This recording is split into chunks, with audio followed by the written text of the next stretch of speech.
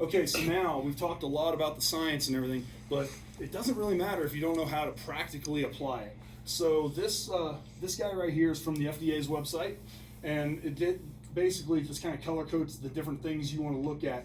So when we look at the first thing you want to do is look at what is the serving size.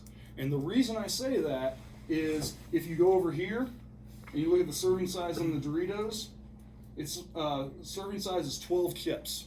Now, I've eaten some Doritos in my life, and I've never once stopped at 12. Okay, so and there's 12 servings in the bag, 8 grams of fat. So that means there's 96 grams of fat in that bag. But on the label, the sticker shock isn't very high. Oh, 8 grams, man, that's nothing. You know, you eat the whole damn bag, now you're pushing 100 grams.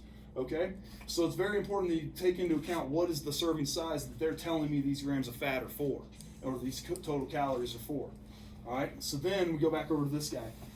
What we're really looking for is a big difference between the total fat number and the saturated fat number. Big difference in terms of percentage. So ideally, what we want to see is if it's got a lot of fat in it, then it's hardly got any saturated fat, which means that it will have polyunsaturated or monounsaturated fat. And some labels do put those on there because they know they're kind of targeting a more health conscious consumer, and they understand those people will look at that, whereas other labels, they don't have to. So this is not bad. It's 1.5 to 2.5.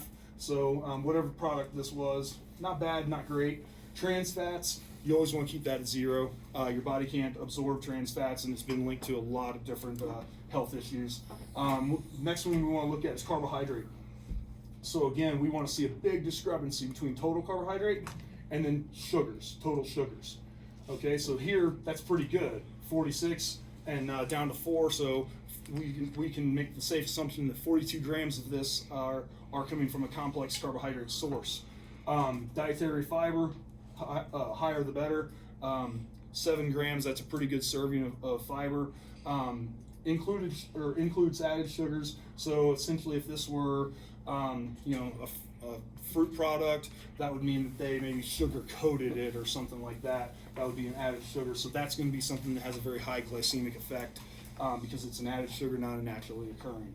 So if we go over here to orange juice, when we look at this, we see total carbohydrate 26 grams, total sugar 23 grams.